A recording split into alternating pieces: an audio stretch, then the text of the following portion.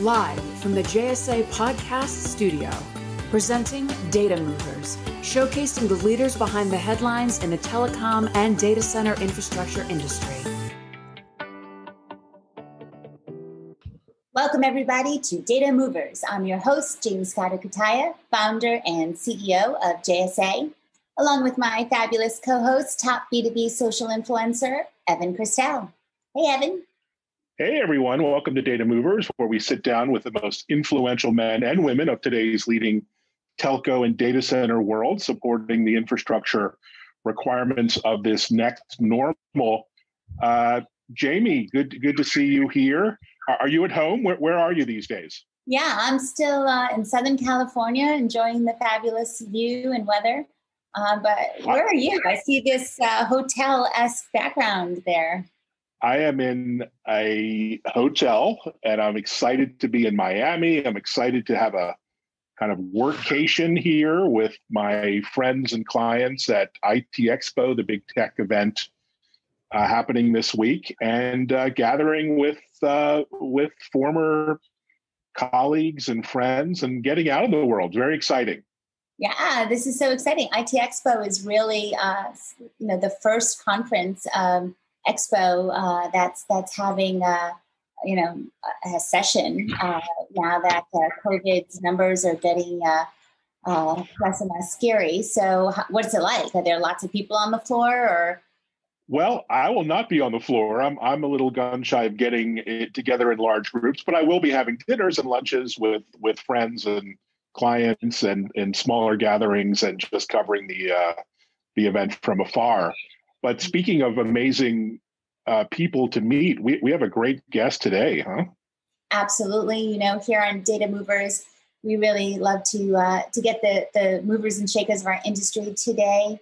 We are very honored and excited to welcome Staffan Göjeryd. He is the CEO of Telia Carrier. Staffan, welcome to Data Movers. Thank you, and thanks for having me. It's good to be here. Thanks, Staffan, and thanks for interrupting your midsummer vacation in Stockholm, Sweden. We know that's a big deal, and we appreciate you being with us. And congratulations on your company, Telia Carrier, being independent and worth, about $1 billion? That must be a nice feeling. Oh, yeah, it absolutely is, right. And I think we're 3 weeks into this now, after actually becoming fully standalone, and I think the entire organization is very excited about the prospect of being standalone, really, and doing it on our own from that perspective. So really good. Yeah, well done. And I wish COVID weren't part of the conversation, but unfortunately, it still is. Although we're getting back to normal in many countries here, including the U.S. But it's been a long road. How has the pandemic impacted the business at Telia Carrier?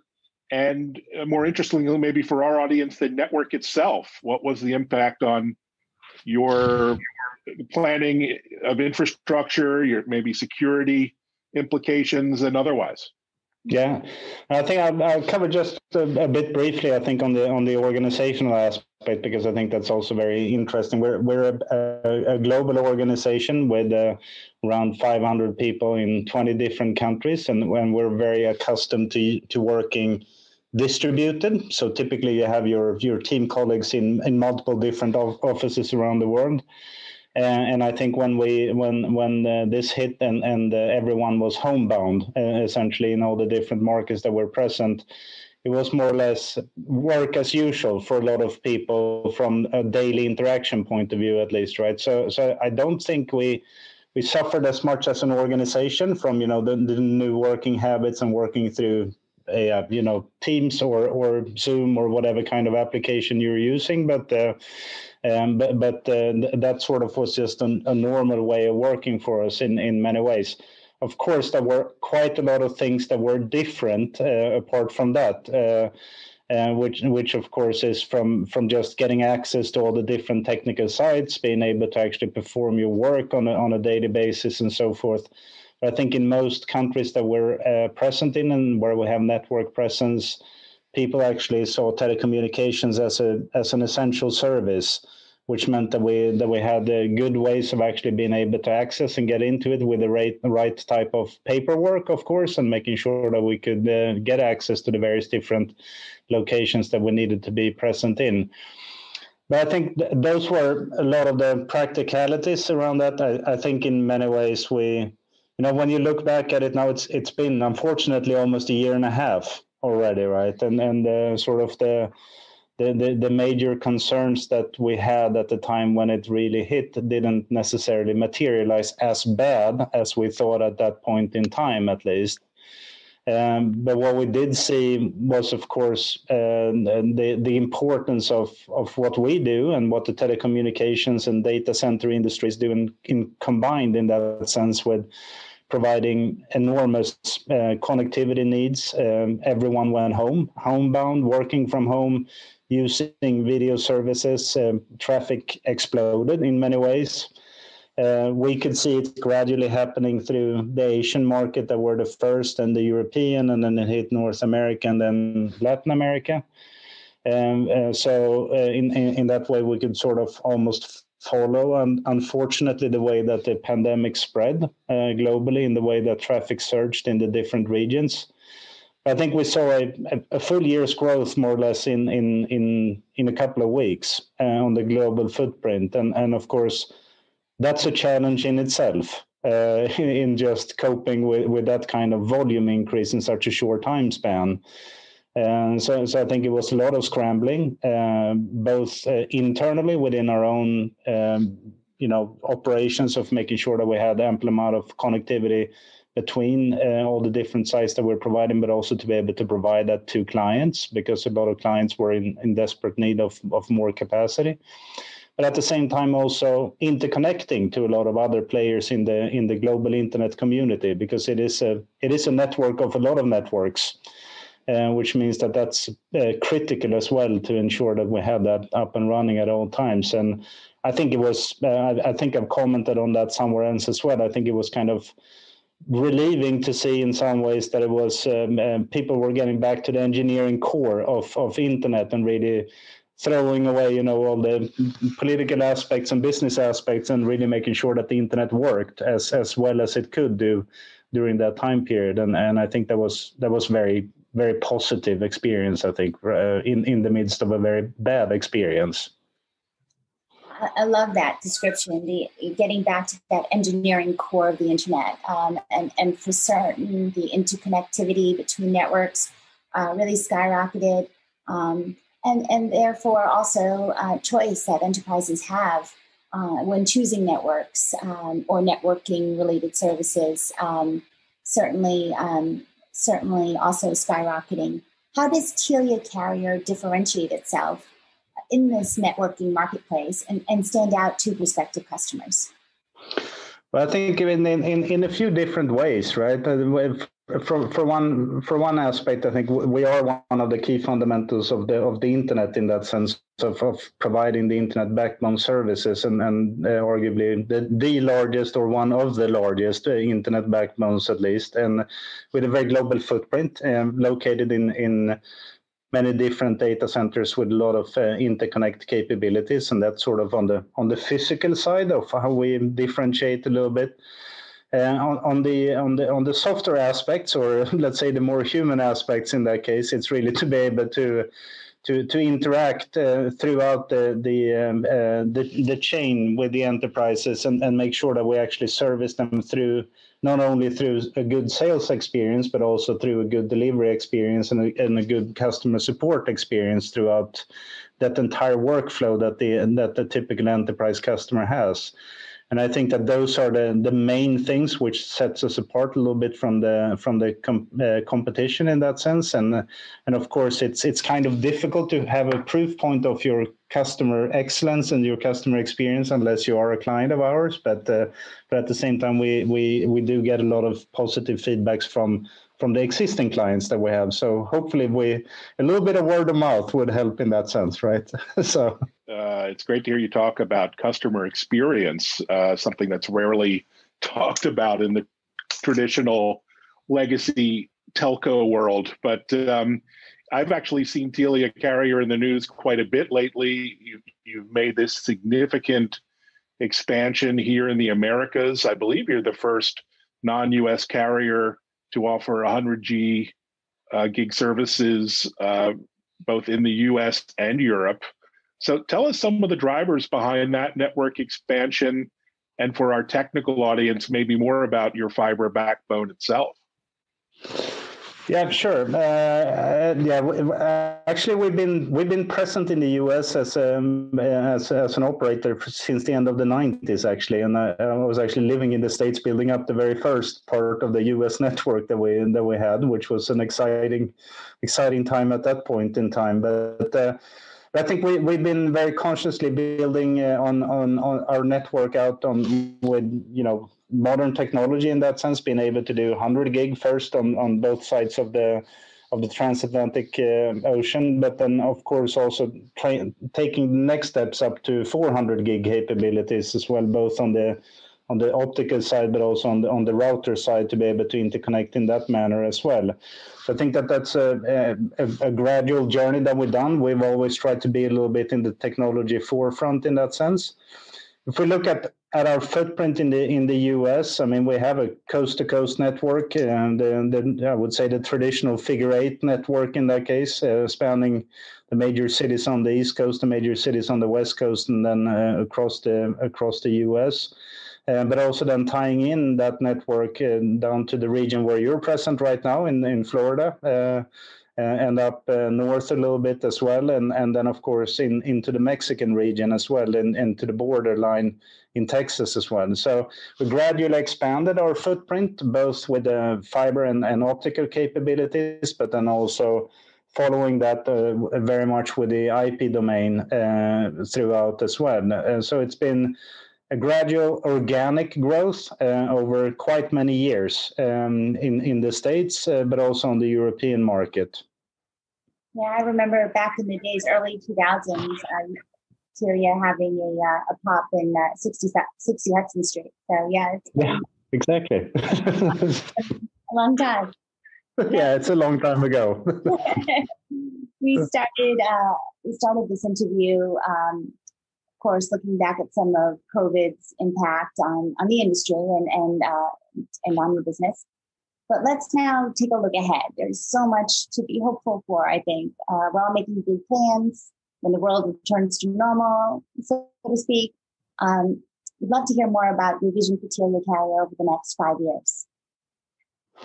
Yeah, no, I think we're all longing for getting back to something that is more normal, right? And then the question is, what's going to be the new normal in many ways as well, if that's going to be different than what it was pre-COVID in that sense. But we'll see, I guess. But having said the vision for Telia Carrier, I think we are continued. Now we're under different ownership since a few weeks back, and of course that gives us a little bit of a different platform than what we had previously, and being very much of a standalone organization brings something different with it. And but I think it's to some extent it's all different, and to some extent the vision is very much the same. if I put it that way, I think we are very much at the core of connectivity services and the importance of internet and global distribution of traffic. And so having said that, I think there are quite many things that we still is left untouched for us in many ways. Internet is gradually moving further and further out, both from not only from a user perspective, because the people want to be able to sit and use services in a different manners, but the actual content is moving closer to the end users as well. So I think there is always going to be a gradual expansion of the footprint in the net in the areas where we're already present. But on top of that, I think there are a few markets, of course, that we're not present in today, which I think is of great deal of interest. And if I could really wish for where I would want to be, I would like to see Telia Carrier being present everywhere. That might be a little bit tall order in 5 years, but hopefully we're on that path at least of expanding our footprint into markets where we're not present currently as well. Yeah, it'll be exciting to watch. That's for sure. our audience loves to hear a little bit about the careers and stories of our audience, of our guests, rather. Tell us about your journey to Telia Carrier, starting from Telia, how you sort of found yourself in the C-suite, any advice that you might give to younger folks in our industry. Give us some highlights on your journey, if you would. I'll try to, at least. I don't know if there are recommendations in that sense of how you reach there, but I think it's important to try many different things throughout your career, and then I'm not meaning necessarily different kinds of businesses. That could be one way of doing it, but different kinds of roles. And I think actually I'm a business major from the beginning from university, but then actually starting working with technology when I started working, and internet was very new, and so everyone was sort of searching a little bit in terms of what is this technology and how does it work, and how can you in one way or another make that work even better.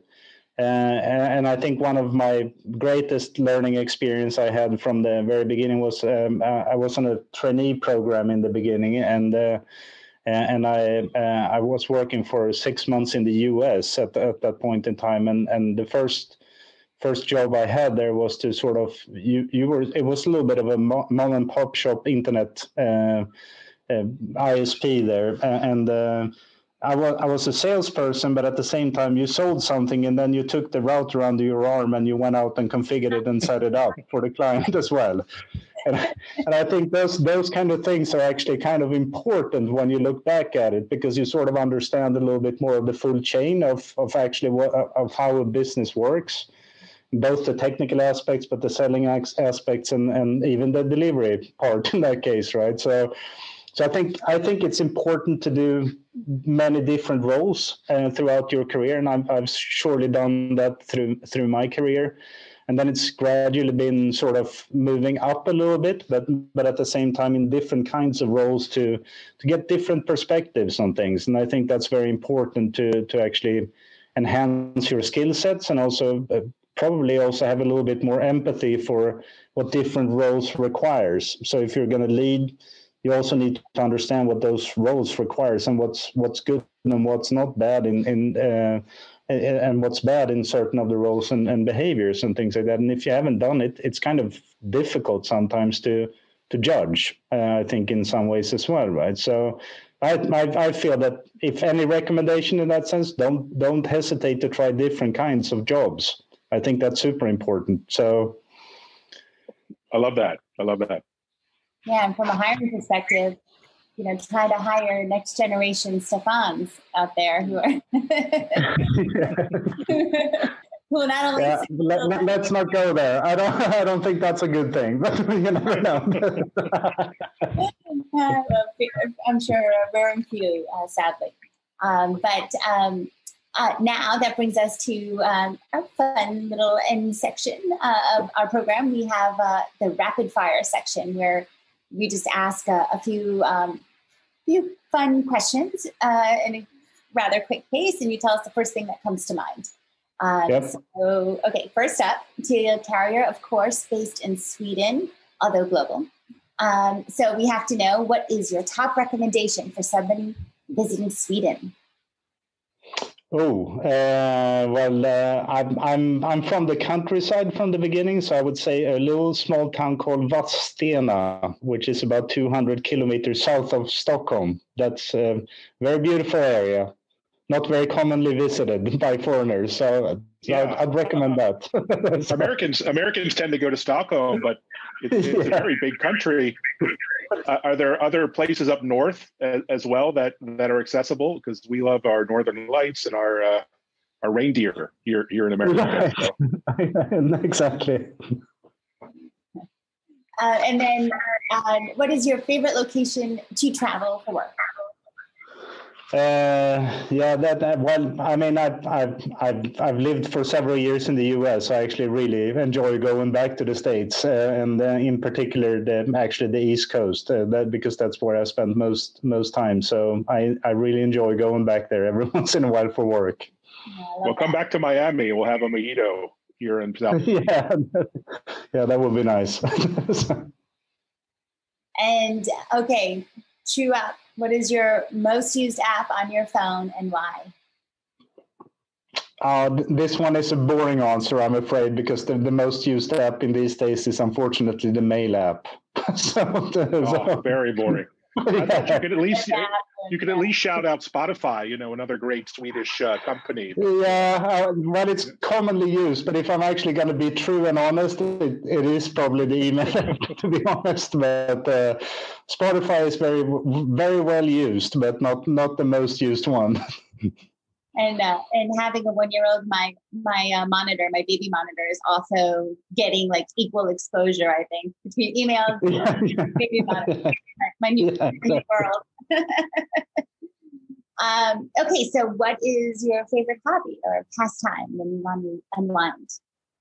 When I unwind, well, if I do something with my friends, and I actually do enjoy playing golf a lot, and that I do as soon as I can get some spare time in, I'll try to do that every once in a while. So, fortunately, the season in Sweden is kind of short, but that's a good way of unwinding, and you get outside at least for a while. So that's a good way. Miami with mojito with Evan. Yeah, exactly. Yeah, plenty of courses down there, at least.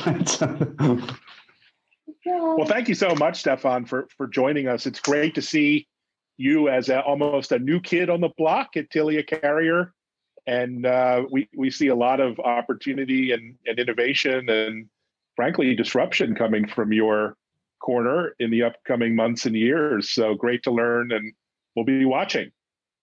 Well, thank you very much, and nice having me on board here. I appreciate that. So, and take care and enjoy Miami a lot as well. Thanks so much. And guys, if you enjoyed today's Data Movers podcast, be sure to check out jsa.net/podcast for more upcoming Data Movers episodes. We release every other week on Wednesday mornings, as well as other JSA podcast series. So go ahead and check us out there. And until then, stay safe, everyone, and happy networking.